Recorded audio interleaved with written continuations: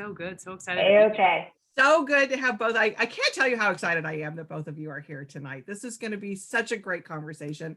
I'm going to give Facebook just a minute or two to let everybody know that we're here. It kind of takes a little bit of time to start getting everybody settled in. So I'll jabber for a little bit because I don't want them missing 1 minute of this conversation. So I'll talk for a couple minutes a little bit about Warwick's. Brooke, I think you'll tell us a little bit later about your connection to Warwick. So yes, I will. That too. Yeah, excellent. So as you see on my sign there, Warwick's is 1896. We are going to celebrate our 125th anniversary this year. And yeah, so speaking of Huddle, speaking of women, Warwick's is a woman-owned business. Nancy is the 4th generation owner. Wow. Yeah, so it's lots of good stuff. So we've been in San Diego. So we're looking for people who are coming to us maybe from outside of the San Diego area. We're located in La Jolla, San Diego, California. Started in 1896 in Minnesota, have been in San Diego since the 30s. So we are probably one of the older businesses overall here in San Diego. And so one of the things that Warwick's is known for doing is bringing wonderful authors to the San Diego area. Brooke, I wish you were here at the store with us. I know, me too. With all your friends and everybody, and Cindi, you too. But, virtual Warwick's, we're going to do it. We're going to do a great, so it's really fun. So today, Cindi and Brooke are going to talk for about 35, 40-ish minutes. There's a way for you watching on Facebook to participate. So if you put your comments or questions into the comment section on Facebook, we'll feed those into Cindi and she'll bring those to Brooke for you. There's also a way for you to order Huddle. You have a copy of that book? I think you've got a copy of that book. There it is. Yay. There we go. There it is. Love that book. Love the cover. So I'll be putting a copy of that into the link to buy that from the store. If you're in the La Jolla area, you can come by and pick it up. Or like I like to say, people who watch this all the time get tired of me saying, but any way there is to get a book, you can get it from Warwick. So click that link and we will ship it to you. So with that, I think I've given Facebook enough time to let people know we are recording this too. So it will be on our YouTube page and you can always go back to Facebook Live to see if you have to step away for a minute, it will reside there forever. So let me tell you about these two wonderful ladies. I can't believe I get to that we get to host both of you is just incredible. So let me just get that out of the way first of all. So Brooke Baldwin is a veteran journalist and Peabody Award finalist who has anchored the 2 to 4 p.m. edition of CNN Newsroom for more than a decade. She has often been sent into the field to cover the biggest breaking stories in the US and around the world. She played a major role in anchoring coverage of the Obama and Trump administrations and has also reported on stories from Europe, Africa, Asia, and the Middle East. She joined CNN in 2008, and viewers have come to know Brooke for her versatility, authenticity, and humanity at the news desk. As the creator and host of CNN's digital series, American Woman, she has dedicated the latest chapter of her career to shining a light on trailblazing women in politics and culture. She graduated from the University of North Carolina at Chapel Hill in 2001 with a BA in journalism and Spanish. She lives in Manhattan with her husband, James, and their pug, Pugsley. We have a little pug behind me here too. And Huddle is her first book, and they'll be talking about that tonight. Joining her is Cindi Leive, a journalist, media leader, and co-founder of The Meteor, a feminist media collective that launches. Did it launch already or not yet? Next month. Next month. So it launches in 2021. So May of 20, or I guess May. Yeah, we're in April. I always forget what month we're in. It's a blur. It's a blur. It's a blur. This year's going a lot faster than last year did, though. I have to tell you. Yeah. Last March was like the month that wouldn't end. A cultural critic who, so back to Cindi, a cultural critic who appears frequently on TV and live events. She's a senior fellow at the University of Southern California's Annenberg Center, the former editor-in-chief of both Glamour and Self magazines, the force behind barrier-breaking initiatives like Glamour Women of the Year and the Girl Project, and the producer of numerous magazines, including the 2018 New York Times bestseller, Together We Rise, about the making of the Women's March. Wow, that was amazing. Cindi has interviewed heads of state, Hollywood, and fashion's biggest personalities and iconic leaders from all walks of life. Her many awards and honors include recognition from the White House and the United Nations, as well as an Emmy and multinational magazine awards. Welcome, ladies. Have a great conversation. See you in a bit. Thanks, Julie. Thank you, Thank Warwick. you, Julie. Hi, Brooke. I'm so excited to be talking to you. Oh my gosh, thank you so much. Thank you, Cindi Levy. And of course, thanks to Warwick's. And just quickly, like people are like, well, where you live in Manhattan and you're from Atlanta, like, why are you here in San Diego? But I just wanted to tell everyone watching, I love this bookstore. I am such a fan of independent bookstores, and my dearest, bestest girlfriend lives in San Diego, and I have family in San Diego. And so I always would go to La Jolla and, drag them into the bookstore. And I was there in the before times when we were all together. And I remember it was literally the weekend, Cindi, that I had hatched the word huddle, and I was almost like testing it on my two closest girlfriends that weekend. And we were in La Jolla, wandering around, looking at the sea, and I took them into Warwick's. And it's, you talk about like manifesting your dream and saying it out loud. And we walked around that store, and I was like, ladies, this is where I want my book. This is where I want my book. Oh my goodness. And here we are, like full circle moment tonight. You said to them, I want to be doing a Zoom book tour during the pandemic. I know. I wish I was there signing books with people, but we'll take what we can get. I feel like we're getting closer, right? We will get there. We are getting closer. And I love that story. And I love that you manifested it. And, you're talking about being out there with your girlfriends. And it's reminding me of the first time you told me that you were writing this book. And it was very much in the before times, because I think we were drinking champagne at a very fancy hotel bar. And you started telling me about this idea. And, first of all, the fact that we're sitting here, you've written the book and it wasn't all that long ago is rather amazing. So congratulations. But I want to ask you, just sort of right off the bat, one of the first question that I think I asked you when you told me about it at the time, which is, okay, so what exactly is a huddle? Define it for everybody. Okay, so a huddle, I purposely picked this word huddle because huddle is such a masculine laced word. And I think of a bunch of like men on a football field with the black paint, and I wanted this word because I wanted to flip it on its head, feminize it, and have women own it. A huddle is a place where women can become energized by the mere fact of their coexistence. A huddle can be 2 women. It can be 2,000 women. A huddle is where women thrive, succeed, and if I may, get amazing shit done. It can also be a place where where just a few women come together to quietly bear witness for one another. It's, your huddle they're the women you pray with, you protest with, you sweat with, you have the moms you have their backs, the co-workers who want you to rise. Those are all huddles. But it's not just those people getting together, right? It's getting together with the intent to make some sort of change or build a bigger table for women. Yeah, the special sauce is intentionality. So a huddle isn't just a group of girlfriends grabbing drinks because you happen to be in the neighborhood, or like your dad's idea of networking, the good old boys network. This is coming together, leaning on one another as women with real intention, with a clear mission to build a bigger table for women. I love that. So back to that scene in San Diego, where you've just come up with the term huddle. How did you arrive at, you talked about, loving the sort of masculinity of that term. What were you thinking of it in your mind as before? Like, what were some of the other possible names, thoughts for it? I honestly, I don't even remember what the other names were. I just remember thinking, like, is this a book about great singular women, which is kind of like what I had done here. Here's the poster. I'm sitting in my CNN office of American Woman.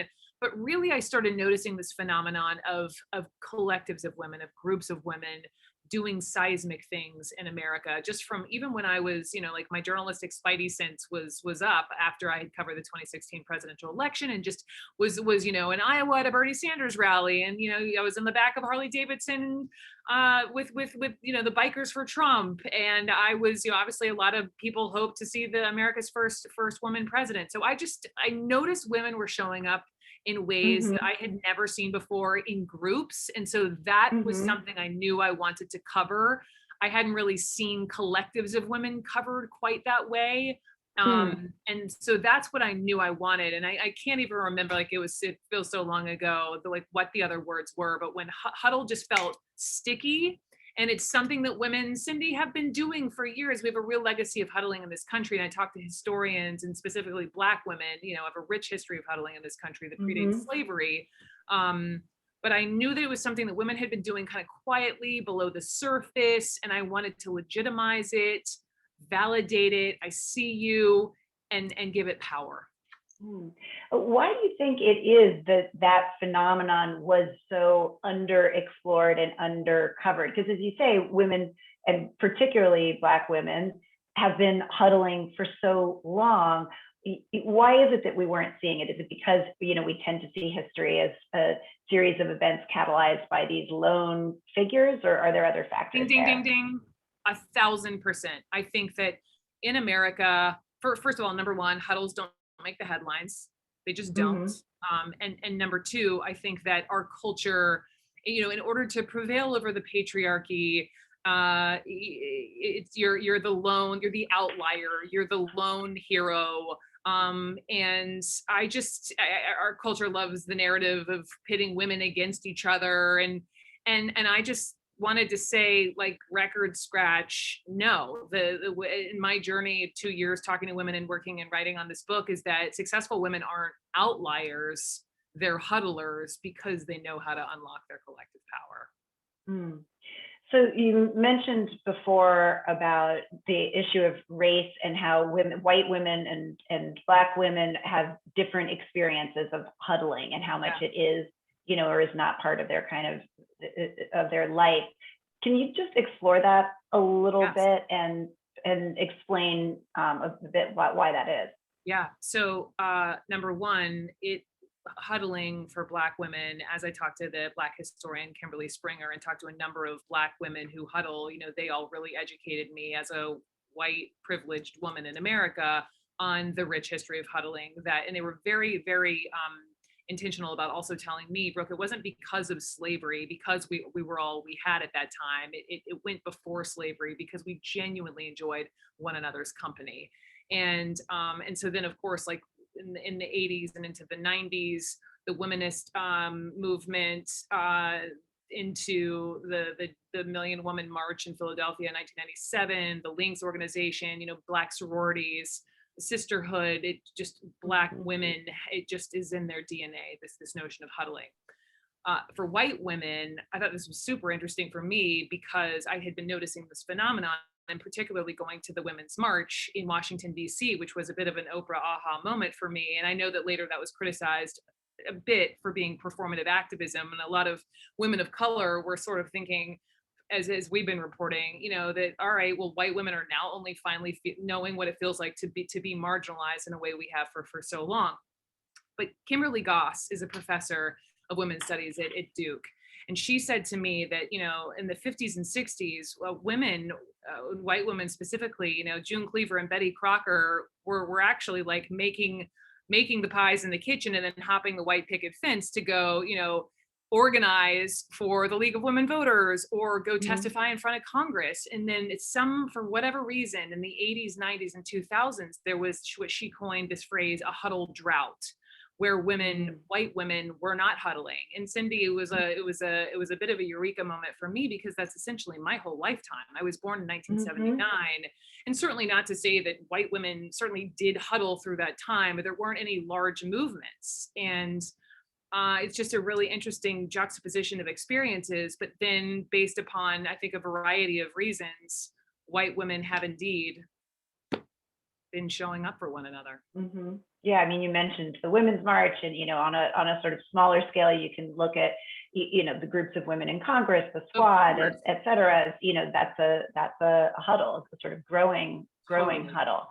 That's really an interesting point that you raised about the generation that was kind of born into that huddle drought, which is such a fantastically memorable term, and how it affected them. I mean, do you feel like you basically were not taught to huddle, meaning like not taught to be in collaboration with other women? And if so, how did it start to happen in your life? Such a great question. Looking back at my girlhood, I definitely had collectives of girls. I had girl huddles. But for me also coming along, like, I think there was a line in the book about, Huddle, my girlhood was like full of tap shoes and sequins. I mean, I certainly like tried, did sports and danced and did gymnastics until I became 5'9" and became an Amazon lady around those parallel bars. But yeah, no, Cry me a river. but I wasn't directly taught to huddle. I think it came naturally to me as a young girl. But once I joined this phenomenal profession that is journalism, when I graduated the University of North Carolina back in 2001, I was very, very lonely and was huddle-less through my 20s into my young 30s, because I put career first, because I was working the oddest hours you possibly could. And I encountered the few women who were in positions of success with very sharp elbows.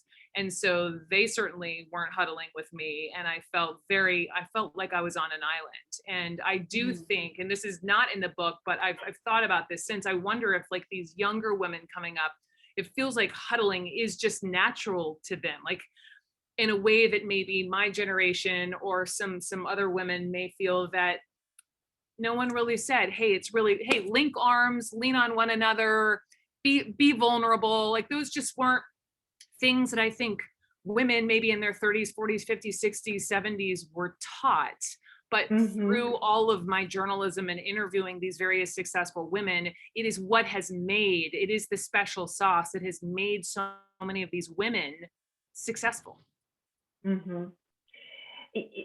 I'm wondering if there are, and I think you've thought about this, other generational differences. Like you just were alluding to the fact that, and I sort of, this is my perception in my own life, is that, the Gen Z women I work with, like late teens, in their 20s, huddling is a much more natural part of their lives. What are some of the other, like, what did you hear from older women about what they had learned about this? Trying to think of the age. I didn't even ask the ages of these various women, but I would say like cross-sectionally between, I interviewed, it's everyone from Ava DuVernay to Stacey Abrams to Megan Rapinoe to Sue Bird to other various athletes to Shannon Watts and Congresswoman Lucy McBath to Reese Witherspoon and her production company and Hello Sunshine. I don't know if I'm the best person to really talk to the generationalism of all of it. And the other thing is too, obviously, like the through line from every single person I talk to is that they are a huddler.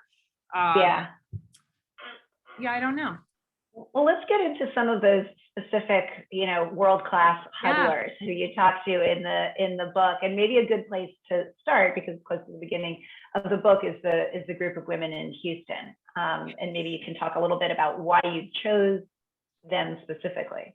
Yes, I cannot talk enough about these. It was 19 Black women who, they were the very beginning of my huddle journey. And I remember sitting in this office at CNN when they had won their judicial races this was the midterms in 2018, when really as journalists, like our cup runneth over in terms of all of these women who were running for Congress. It was the greatest numbers that had ever been seen. And so there were a lot of women at the national level that we were covering who were coming on my show. And so like a bunch of judicial races in Texas, like didn't quite, hit the bar, but their story went viral because of this photo. You see these 19 beautiful Black female faces, and they took this photo to help them huddle and campaign. And I remember a producer of mine sent it to me, and I was like, oh, like I just would love to talk to them, but there was too much other news to cover, and so I filed it away, as I have so many other various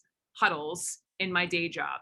And so I was so excited. It was like I was literally meeting rock stars. And we roll up into this restaurant, Wheezy's Table in Houston. And as a Southern woman, like eating my shrimp and grits and biscuits with these women, and really just going to church. And we sat around this table, and they were talking to me about how they had all obviously been distinguished veteran lawyers and would try cases in a Texas courtroom, and they would go, they would say we could count on one hand how many Black judges we would go in front of, but to count how many Black women judges, one of the women said I could count on my pinky finger. And they ran for these various bench positions, and they were telling me that once they had all won their primaries and they're in the smallish room, they start looking around. They don't really know each other. They don't know they're all running, and they start looking around the room and counting the faces. And that is when they came together and said, we have to huddle, essentially. And so they campaigned together, even though their party, the Democratic Party, did not want them to. And they started calling themselves Black Girl Magic, you know, the Houston 19. And people didn't want, they wanted them to call themselves like, I can't remember, it was like Women Magic or whatever it was. Like they wanted them to take the Black out of it. And they didn't do that. They didn't listen. They started going to various Black churches on Sundays. Little girls would come up to them and they talked to me about representation. You know, like they all had been members of Black sororities, or the big Black sororities. And so sisterhood was just in their DNA. And lo and behold, like after taking this viral photo, which caught the attention of so many people in Harris County, they won. And this was a very red district, and this was a huge deal. But the huddling didn't end there, because, you know, they will now huddle through their, you know, we all have our girls, like our group text messages, and they have a whole text chain and a private Facebook, you know, chat and group. And if one of them is literally sitting on the bench, she will stop the trial. She will pick up her cell phone. She will text these women judges, SOS, I need help on legal code, whatever, and they will come to her aid. And as Black women, just think of the power of changing the face of the justice system in Harris County, Texas, as mothers and as Black women. You can tell, like, I can't get enough of these women in Texas. Well, and I think one of the things the huddle is also good for is when you get pushback. And I've heard about that group in particular, and certainly a lot of other Black women in the judiciary, is that there can be a lot of attacks, a lot of trolling online. And so, that is when you really need a huddle.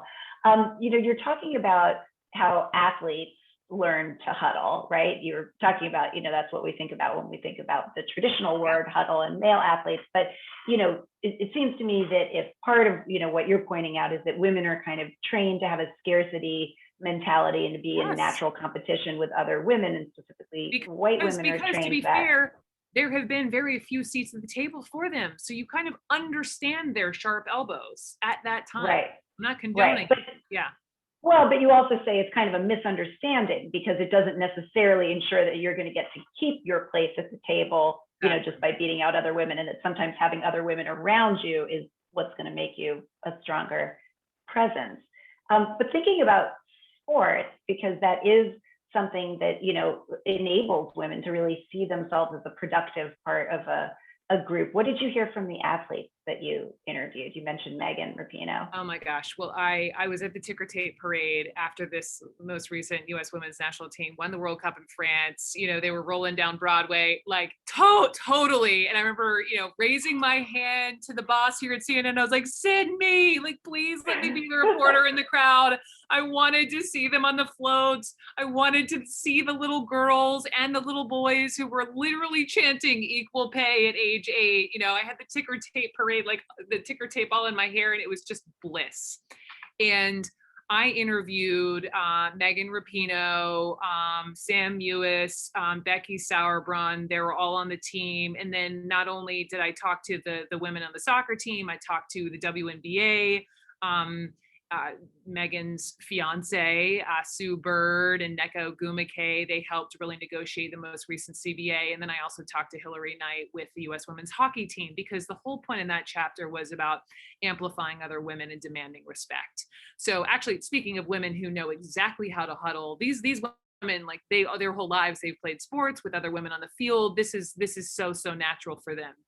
But what's interesting is, like, because they're just demanding respect, and they are demanding that they take up space. They not only, like, it's so much more, and you know this from covering all of it and shining a light on women like this, that it's about simple things like not just equal pay, but for these women who are continuously winning these games on the soccer field, like, I don't know, maybe having shower facilities when they finish playing. I mean, it's stuff that you just wouldn't think rock stars like these ladies would have to deal with. And it's also just how they get together and huddle in various hotel rooms, you know, when they're on the road or playing. Like, it's a whole other side job of fighting. And they launched this whole lawsuit on International Women's Day a couple of days ago.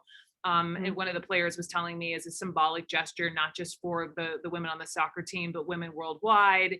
And, you know, the CBA with the WNBA that was semi recently negotiated. I mean, the fact that some of these women, if you were a mother and playing for the WNBA, you would still have to like share a hotel room with another player with your child. So they were saying to me that actually the wives of the NBA players had more rights as mothers, were taken better care of than these players themselves. Or like some of these WNBA players would make so little that they would be forced to go play in Russia or in Europe for the summer league, where Brianna Stewart, perfect example, Achilles, like you get injured and then you're sort of screwed when you come back and play in the WNBA. And so it's just hearing all of their stories, and also how like within the various sports, how they're huddling with one another, like, hey, this really worked for us, or this could really work for you, or the US women's hockey team, who literally makes so little, they're boycotting the league, aren't even playing. And they huddled with Ilana Kloss and Billie Jean King for the idea of this whole Dream Gap tour, so they could continue playing a la Billie Jean King back in the day,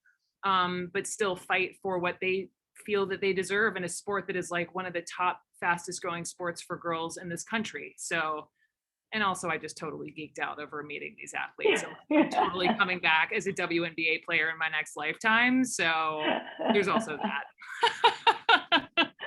What about the pushback that women get? I mean, and I guess I shouldn't ask it that way because maybe you don't think that there is pushback, but do women, when they come together collectively, sort of provoke this response in the culture? Because, you know, is there more resistance or pushback to a group of women acting together than to one woman? You know, it's interesting you asked that. It makes me go back to the Houston judges, because they said they actually got some pushback from Black men, because sometimes Black men see Black women as people who would really punish a lot of these younger Black men coming up through the judicial system.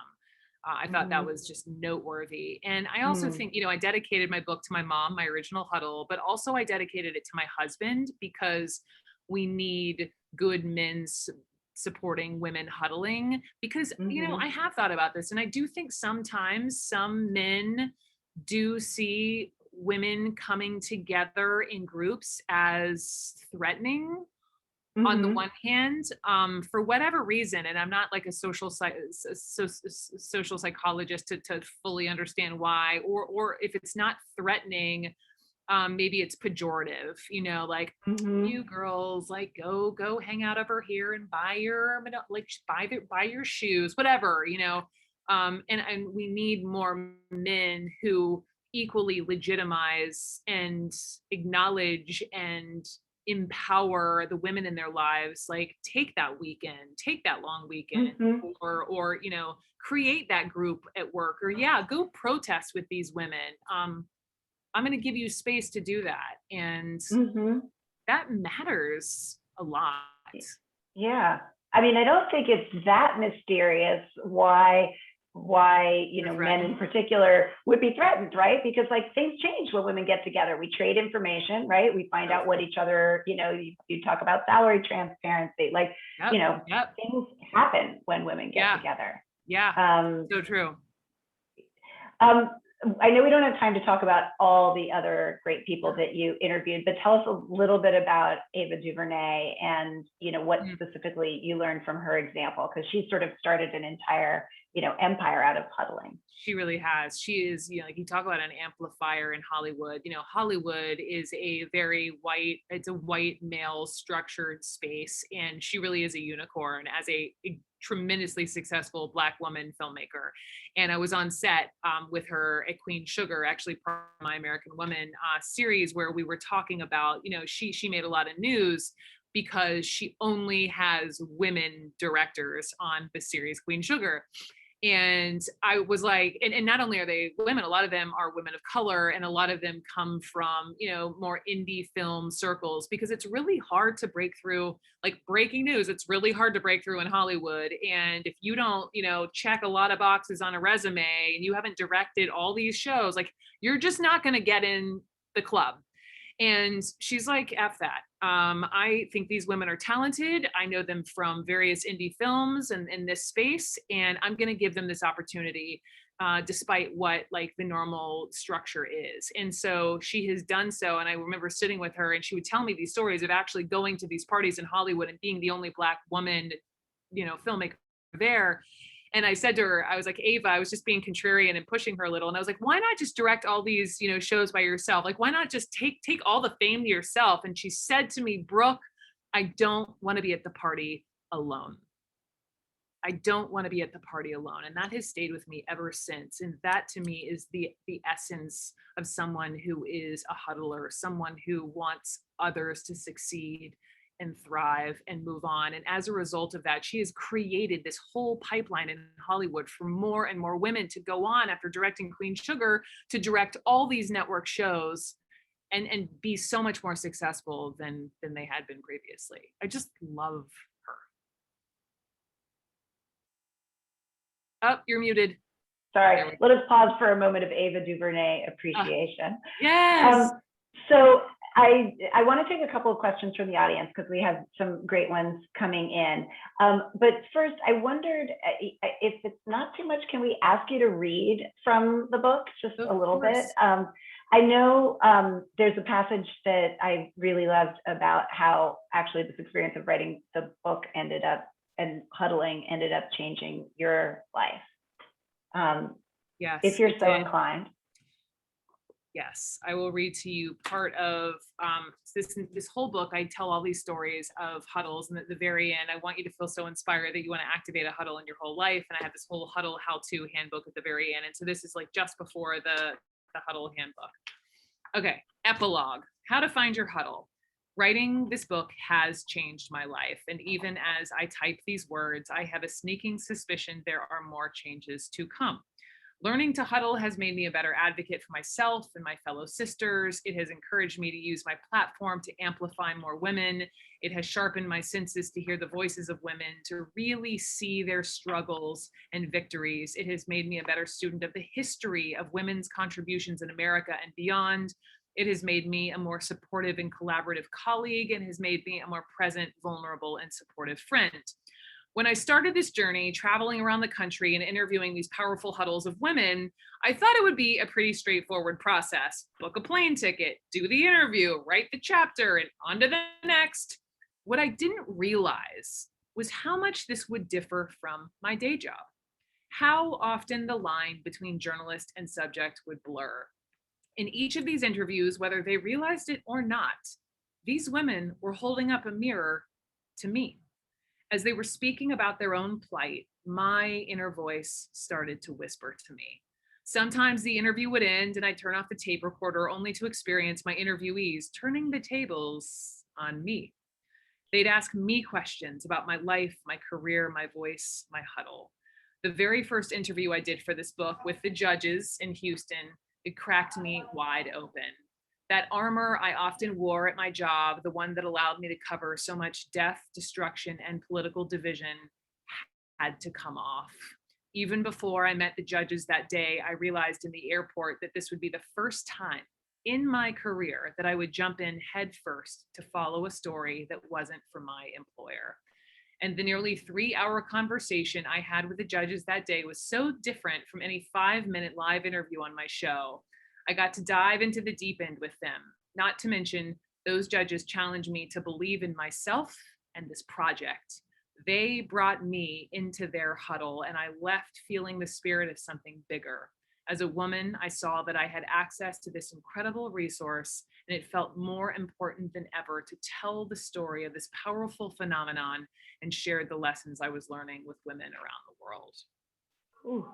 That is an incredible line. As a woman, I realized I had access to this incredible resource. Like, what a beautiful way to think about being together as women, that it's a resource that we have, right? We It's are something that each can other's, recharge us. don't you think, outside of power and representation and access, we are each other's best resource? Absolutely. I think it's, you know, one of the things that reading this book makes you think about is all of the very subtle ways in which we're trained not to see one another that way. Even, you know, that line that, you know, everybody uses of, oh, I hate her, you know, like she's so whatever, she's so talented, she's so, I hate her. Yeah. It's not something you actually hear men saying about one another in that context. Not that the goal is to be more like men, but it is something that women, it's reflexive. And I think reading a book like this kind of makes you identify those behaviors in yourself. That's interesting. I haven't heard that one. Yes. You might not have those behaviors, but many of us do. I want to just pause and take a couple of questions here from the audience, putting on my glasses. Amanda Kassar is asking, perhaps you address this in the book, but do you have specific theories as to why the Huddle drought came about? I mean, I suppose other than the 80s being a sort of moment of backlash in general. Totally. And I also think at some point too, and I think Kristen Goss made this point, or maybe this was in discussion of one of the women I was interviewing, that I do think at a point, I think women were really active in the 50s and 60s. And then I think a lot of them, you know, they were testifying in front of Congress, they were doing so much. And then I think they went to work. And I think that then they leaned in, and no shade on Sheryl Sandberg. I read that book and loved it like everyone else. But I think like those days, there was such little access to women, so few seats at the table, and people were leaning in so hard, like me when I was a cub reporter, you know, over 20 years ago. Like I was like smacking my forehead. I was leaning in so hard, you know. And I just think that at some point, for maybe various reasons, and Cindi, I'd love your thoughts. Like it just, women went more quiet. Mm-hmm. Yeah.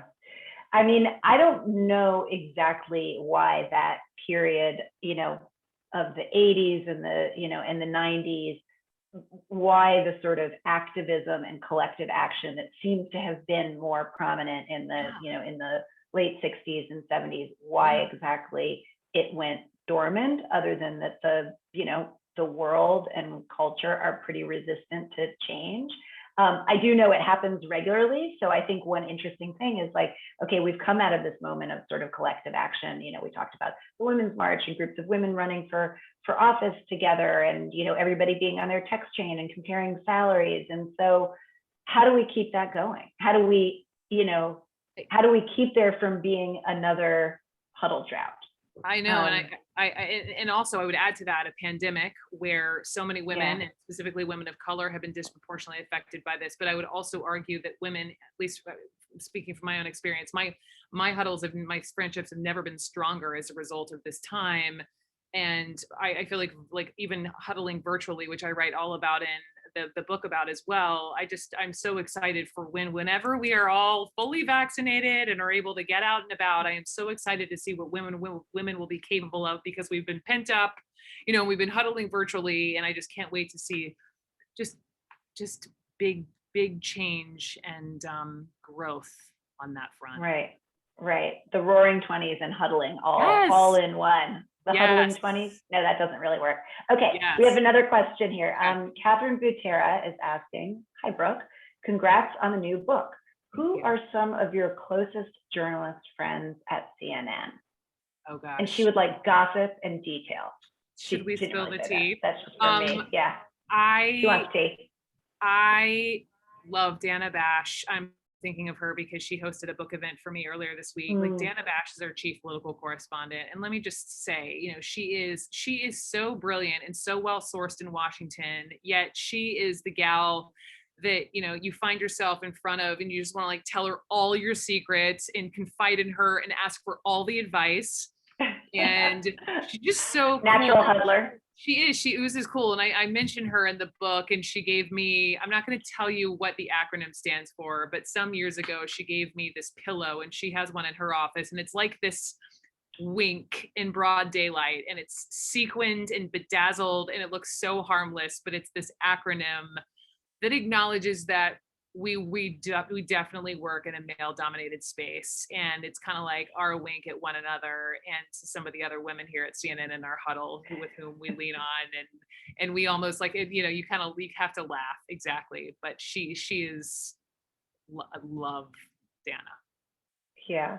Okay. Another quick question. I will tell you that many of the questions are all on a theme of everybody wanting to know what you are going to do next in your post CNN life. But specifically, Joshua Patchett asked, would you be interested in pursuing documentary filmmaking in the future? Ooh, I'm super interested in the doc space. I am working with, talking with a production company, would love to pitch some streaming networks and really be in the deep end of storytelling in that space. Like, I'm a journalist for life, so you can't get rid of me, right? And I would love to. I mean, listen, we've all. I sit and binge so many series, fiction, nonfiction, and I would love to host a show based upon the concept of this book. You know, it was so hard for me as a TV journalist to like have these incredible conversations with these women and have no tape to prove it. You know, I don't come from the print world, and it probably enabled me to have these really deep, beautiful conversations because there weren't cameras all in everyone's faces. I acknowledge that, but also I think it'd be pretty cool to do some stuff for sure in the doc space. Would love that.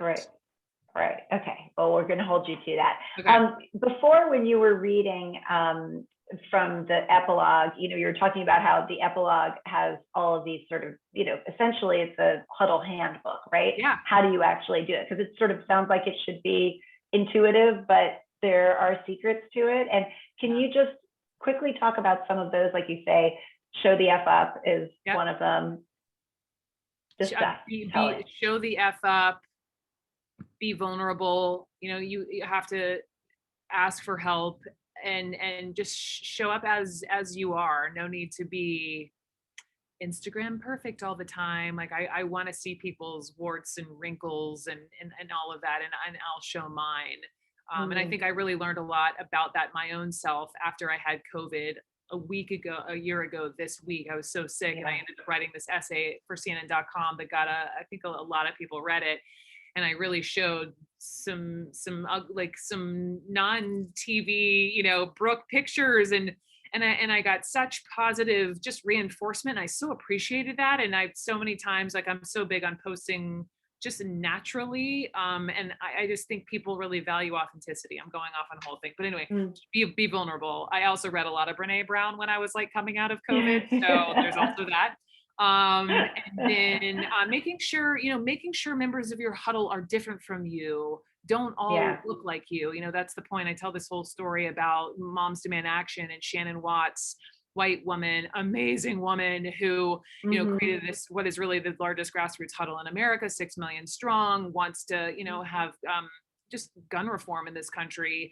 And she ended up partnering with a Black woman, Lucy McBath, who's now a congresswoman in Georgia, who essentially said to Shannon, like, I really admire everything you're doing when it comes to, you know, gun sense legislation, but, you know, you're leaving out Black and brown communities. You know, this issue of school shootings isn't just afflicting suburban white schools, and we need to reflect that in that organization. And Shannon Watts was like, oh, thank you for coming into my huddle.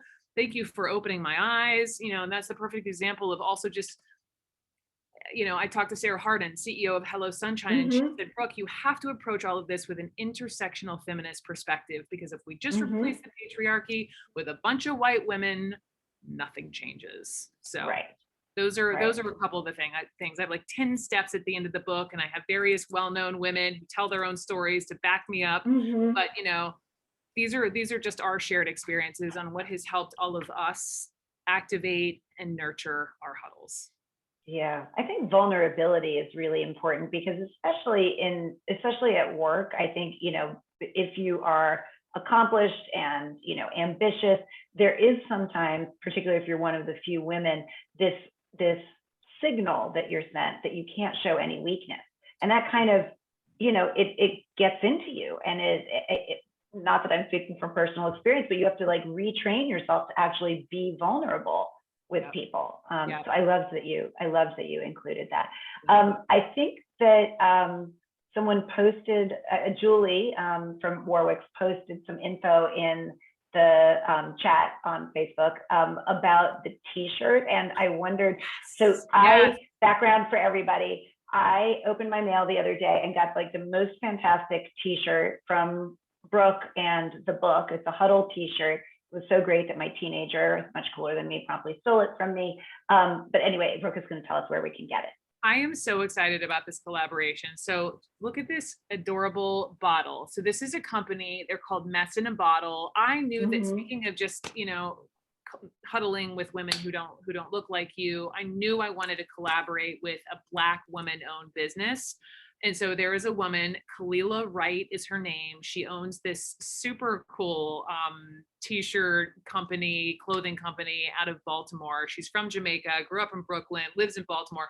And so it's called Mess in a Bottle is her company. They're all about the message. And so you get these adorable bottles. And right now, you can go on messinabottle.com. I think it's messinabottle.com/huddle, but it's on my Instagram. Just go to @Brooke_Baldwin. And you get these t-shirts. They're a special edition, like get them while they're hot.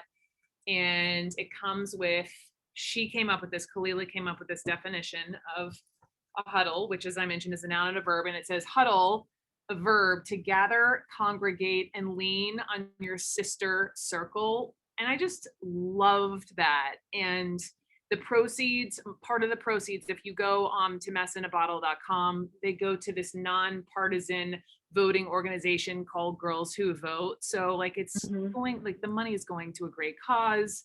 You can rock your huddle tee, send it to your huddle. And so Kalila and Mess in a Bottle, thank you for that. And your daughter is looking really cool, Cindi Levy, because she's got her huddle tee. It's okay, you know, someone who has more of these where they came from. So I got you, sister. That's what I was getting at. That's the entire purpose of this Facebook Live, like, to get me a fresh t-shirt. Yeah. Like I'll ask you all the questions. I'm here tonight,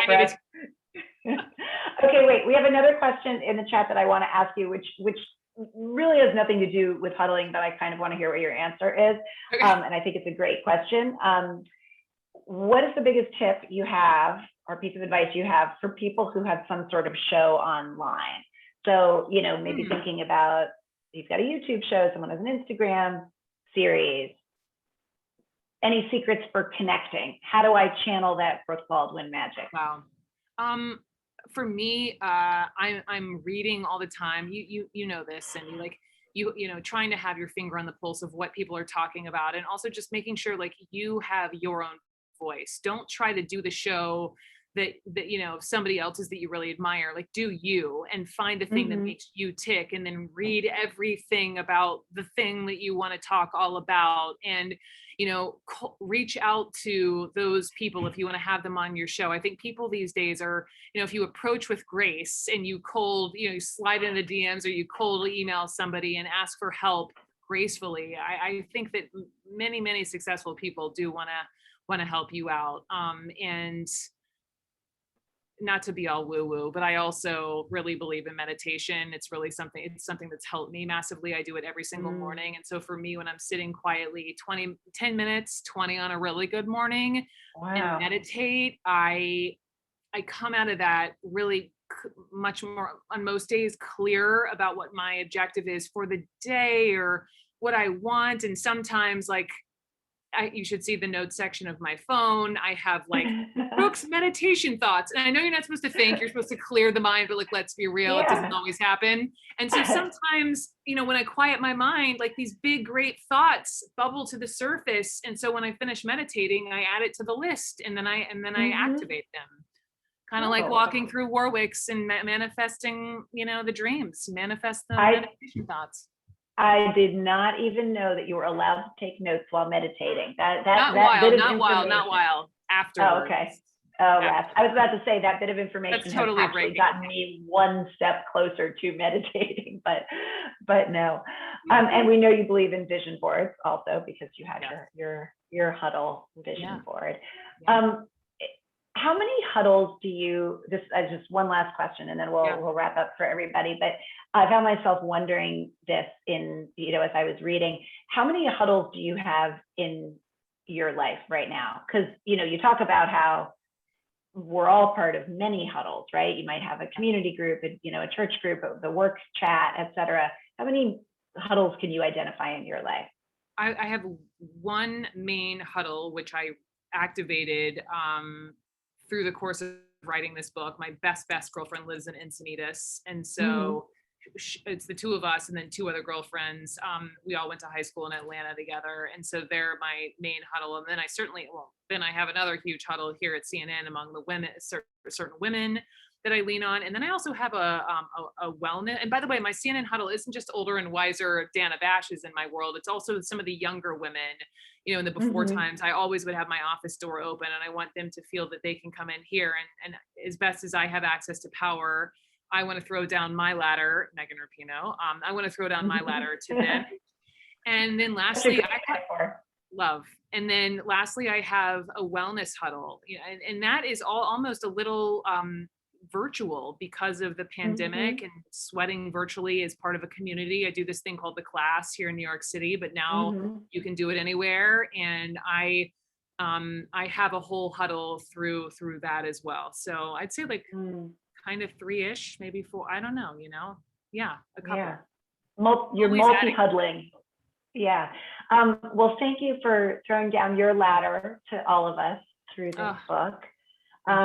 It's really wonderful, and I'm so glad we could be here, and I'm super excited that I got to hear about it on the front end as you were writing, and then now here you did, and dropped your wisdom on your book tour on me, and I will always be grateful to you for that and all of your years and your access that, you know, throwing your ladder down to me. I massively appreciate it. And Warwick's and Julie, thank you so much for having me. And I swear that I am getting on a plane this summer to see my best friend in San Diego. And don't you know, I am coming to La Jolla.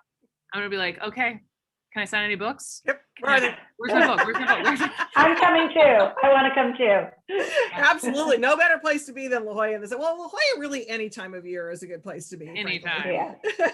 But I live right next to Encinitas. I'm here in Carlsbad, so that's where I'm coming to you live from. So we were sitting at Swami's. Yep. You know Swami's over breakfast, and that is where I was testing out the word huddle.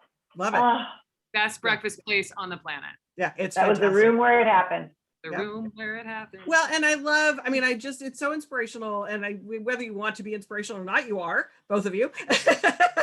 But just I'm from an older generation where it's so wonderful that women now are building each other up instead of doing the tear down, which happened so much during like when I was growing up, and it's just it's gotta so change that. Wonderful. It's wonderful. And every step that you take in doing things like your book and talking about it, it just makes it so much better for all of us. Yay. Thank you.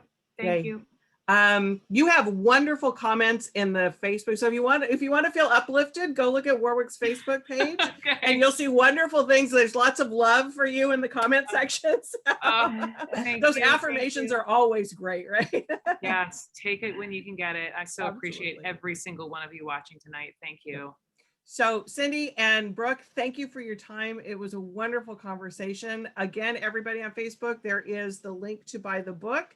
There's a link to buy the t-shirt.